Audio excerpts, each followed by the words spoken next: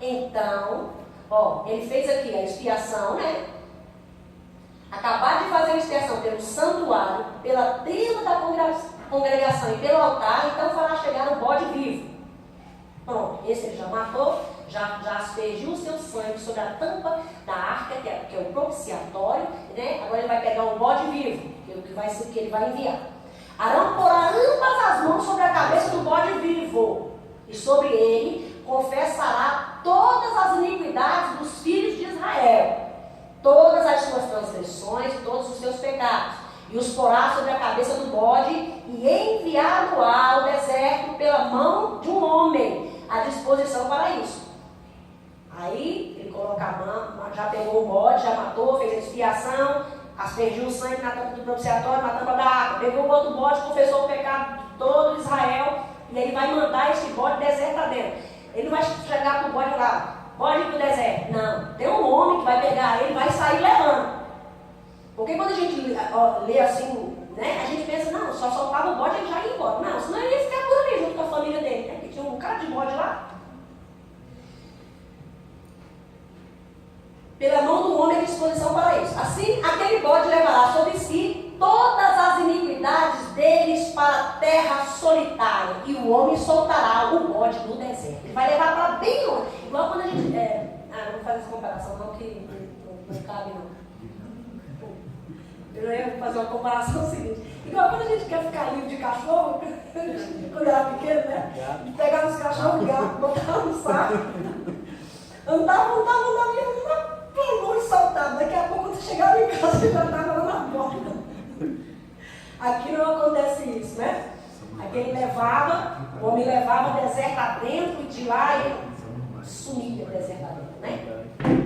O bode expiatório e o bode emissário. O sumo sacerdote tomava 2 bodes, e sobre eles lançava sorte. Um tornava expiatório e o outro emissário. O emissário sacrificava o primeiro bode, levava seu sangue, entrava no lugar santíssimo, para além do véu, aspergia aquele sangue sobre a tampa da arca, a copa de arca contendo as 2 tábuas de pedra, e assim fazia expiação pelos pecados da nação inteira. Esse é expiatório, tá? Está errado aqui, ó. E esse emissário aqui, na hora que eu estava fazendo rápido ali, não é um emissário não, esse aqui é um bode expiatório, emissário é de baixo. Depois o sacerdote tomava o bode vivo, impunha as mãos sobre sua cabeça, confessava sobre ele todos os pecados dos israelitas e enviava ao deserto, simbolizando isto, que os pecados deles eram levados para fora do arraial, né? Isso aponta para Cristo. Pode ver que Cristo foi crucificado fora do arraial. Ele ficou à disposição dos sacerdotes, dos sumos sacerdotes, né? Eles ficaram analisando ele, tudo simbolizando isso aqui. Não tinha ruga, não tinha mácula, não tinha pecado. Tudo isso aqui apontava para o sacrifício vicário. A oferta de manjares, isso aqui é outro tipo de oferta, né? Os israelitas ofereciam manjares, cereais ou legumes, além dos animais. Levítico capítulo 2 menciona 4 tipos de ofertas de cereal e dá instruções de preparo para cada uma. O pecador poderia oferecer massa de farinha de trigo assada em um forno, cozida em uma forma, frita em uma panela ou amassada para fazer pão, como na oferta das primeiras frutas. Todas as ofertas de manjares eram feitas com óleo e sal, e nenhum mel e fermento seria usado. O óleo e sal preservavam, enquanto o mel e fermento deterioravam, né? Por isso que mel, fermento, simboliza pecado, tudo isso tem uma simbologia, né? Por isso não se colocava mel, não se colocava fermento, porque leveia da massa e coloca a perder toda a massa, é igual a igreja, né? O adorador também traria uma porção de incenso, puro incenso. As ofertas de manjares eram trazidas a um dos sacerdotes que levaram isso ao altar e lançaram uma porção memorial ao fogo e faziam o mesmo com o incenso. O sacerdote comia o restante, a menos que ele mesmo estivesse fazendo a comida como oferta, e ele queimava ela por inteiro.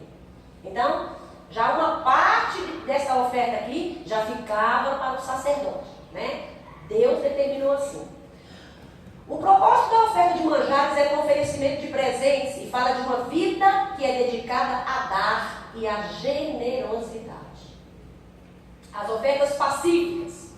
A oferta pacífica era uma comida que foi dada pelo Senhor aos sacerdotes e às vezes ao cidadão comum. O adorador trazia bois ou vacas, ovelhas ou uma cabra. O ritual foi comparado com o das ofertas queimadas até o ponto de queimar, onde o sangue de animais era vertido ao redor das extremidades do altar. Este altar, eu fico imaginando, este altar lá no átrio, era todo o tempo cheio de sangue, né? Todo o tempo eles tinham que lavar, porque não podia ficar com cheiro, não podia ficar aquele sangue. Porque a hora que matava os animais, saía sangue, né? E aí tinha que limpar aquilo tudo, tinha que lavar aquilo tudo, tinha que purificar aquilo tudo, porque não podia ter imundícia, porque Deus não aceita, né? Não aceita esse tipo de coisa. Então, por aqui, só por essas ofertas, a gente vê como os sacerdotes trabalhavam. Não é diferente de hoje, né? Como o sacerdote trabalha. Irmãos, pastor,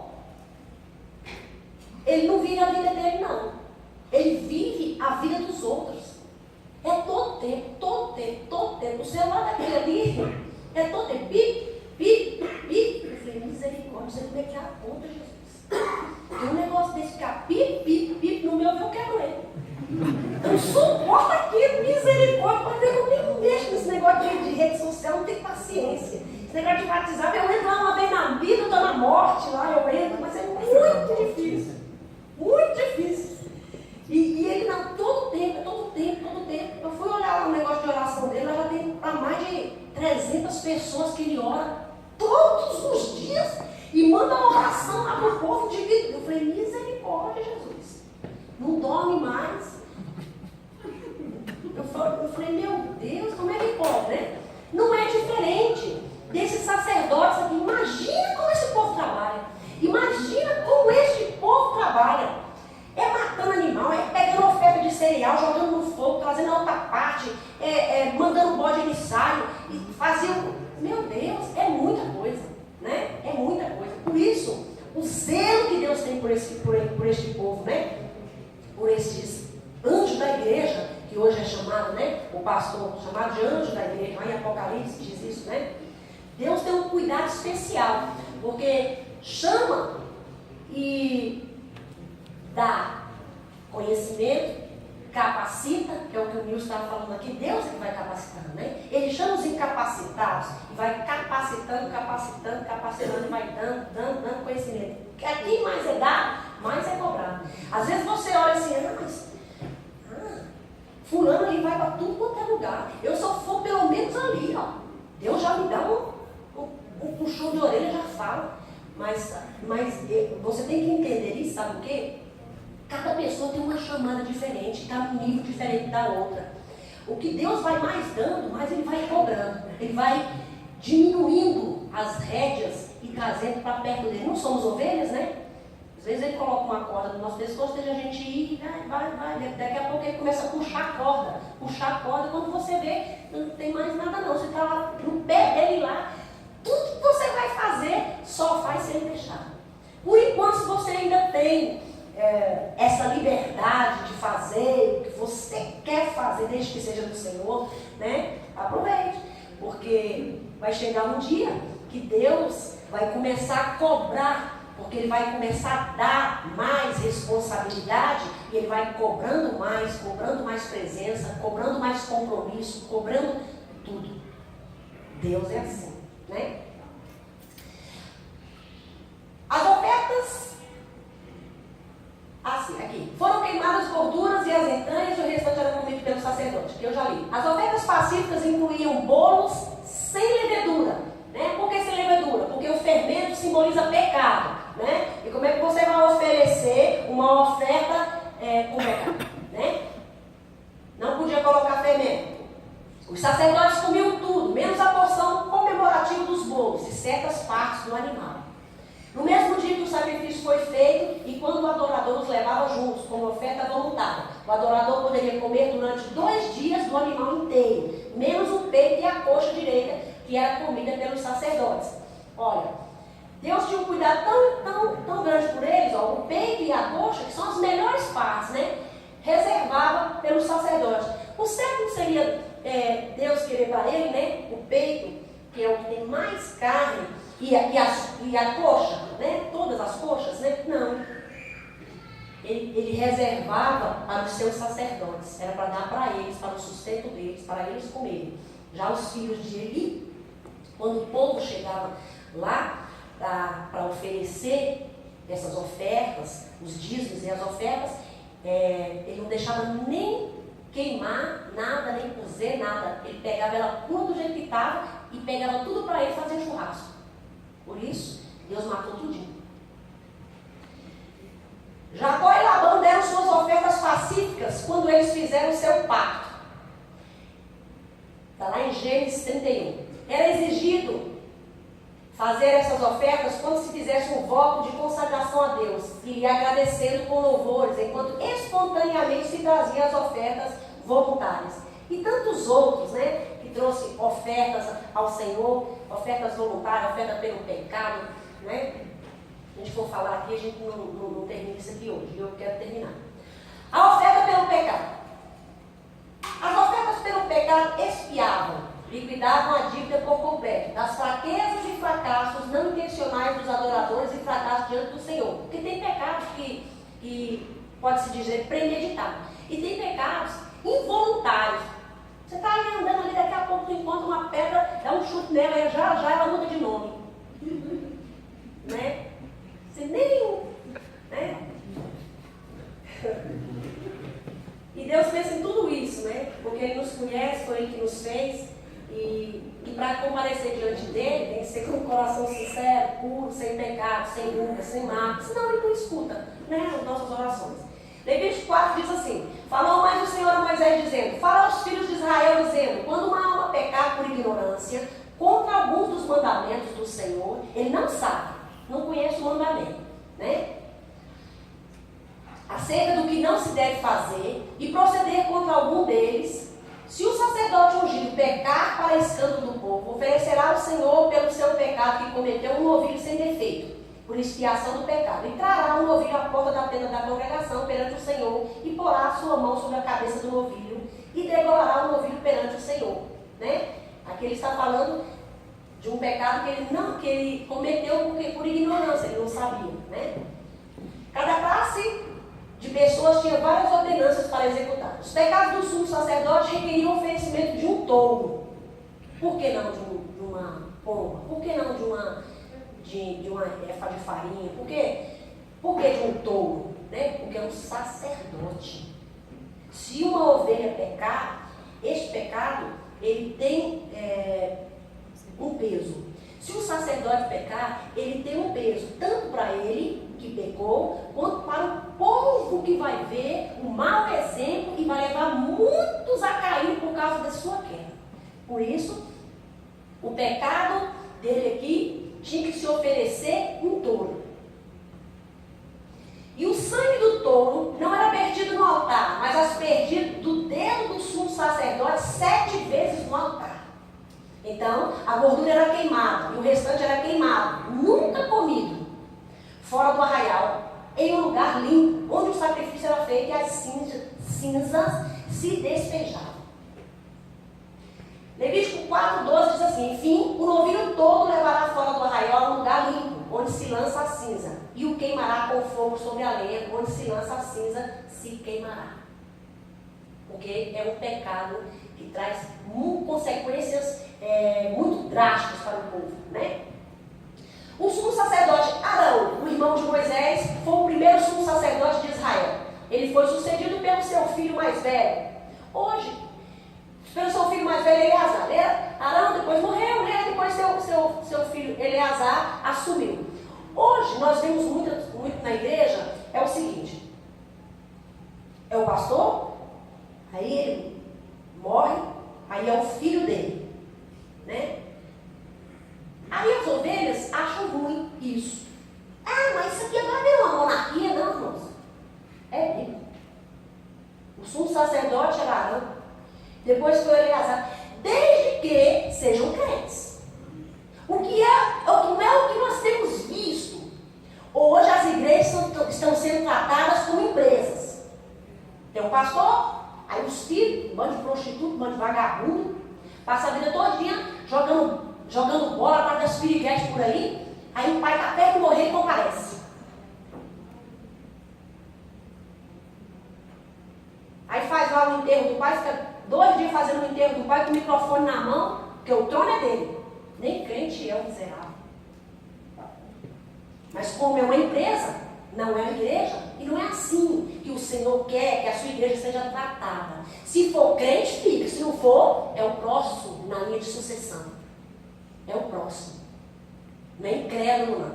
Não é o que nós temos visto hoje. As igrejas que nós temos visto hoje, os pastores presidentes morrem, os pastores da igreja morrem, aí bota o vagabundo do filho para cuidar. Nem é crente. Se fosse crente, tudo bem, é bíblico.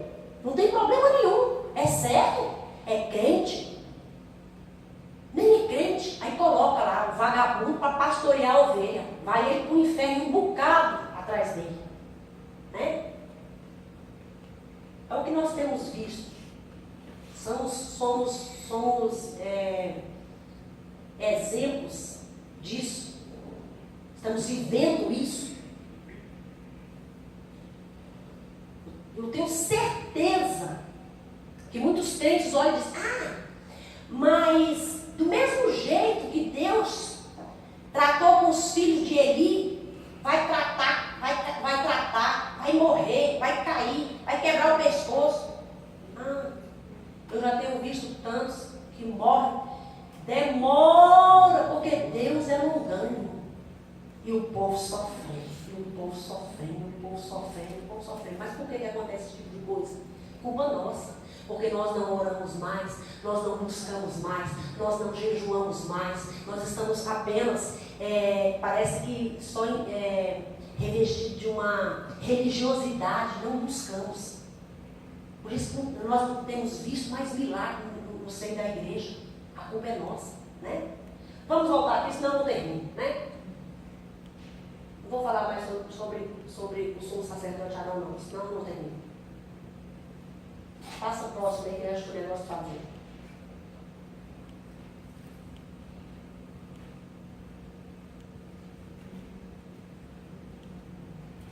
Oferta pelo pecado é o próximo. Vem ali para mim, Tiago. Então aqui, ó, vamos enquanto eles resolvem ali. Arão era o sumo sacerdote, né? O irmão de Moisés. Arão morreu, o seu filho Eleazar assumiu o seu lugar e continuou levando a obra, porque a obra não para, né? Porque ela não vai parar de maneira nenhuma. Porque se um aposenta, Deus levanta outro. E a gente vê isso muito dentro de igreja. Muitas vezes tem um irmãozinho lá na igreja, sabe fazer tudo e não quer fazer. Aí Deus pega, traz de fora e começa a usar e deixa ele lá, de molho. Deixa de molho. Aí quando ele quiser fazer, ele não tem lugar para fazer, porque já foi ocupado o lugar. Né? Os pecados dos líderes requerem um oferecimento de um bode. O sangue era aspergido somente uma vez, o restante era vestido ao redor do altar como um oferecimento queimado. Os pecados dos líderes como do sumo sacerdote, né? Apesar deles não serem os sacerdotes, são líderes. E o pecado deles também influencia na multidão, influencia no povo. Então não é um pecado qualquer, né? Os pecados do povo requeriam animais fêmeas. Já dos líderes, de um bode. Do povo podia ser fêmea. Cabra, cordeiro, rolo, pomba ou pombo. No caso de ser muito pobre, um oferecimento de grãos era inevitável, aceitável, só como um oferecimento de manjares. Os pecados não intencionais eram difíceis de identificar e poderiam acontecer a qualquer hora. E então os sacerdotes trabalhavam de perto como mediadores com Deus e o povo e instruíam as pessoas sobre como eles buscariam o Senhor. No caso de qualquer pecado cuja oferta não foi trazida diante do Senhor, havia ofertas para a nação e para o sumo sacerdote que os cobria de um modo coletivo. Eu não vou falar mais, tinha ainda a oferta de libação e outras ofertas para falar. O tempo acabou, 10 horas, eu tenho que recolher dízimos e ofertas. Eu devolvo a oportunidade para o pastor e encerro aqui.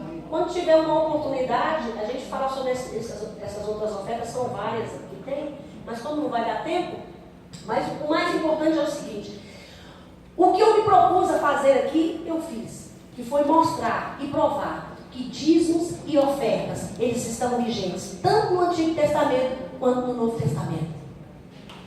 Uma coisa muito interessante a observar é que Deus não mudou, Ele é o mesmo. Como é que se oferecia ofertas e dízimos ao Senhor só porque era no Antigo Testamento, era na lei, e hoje na graça? Se na lei eles faziam isso, muito mais hoje nós temos que fazer, porque nós recebemos tantas dádivas, tanto mais ainda nós temos que agradecer ao Senhor, né? Então eu devolvo a oportunidade para o pastor e está encerrado.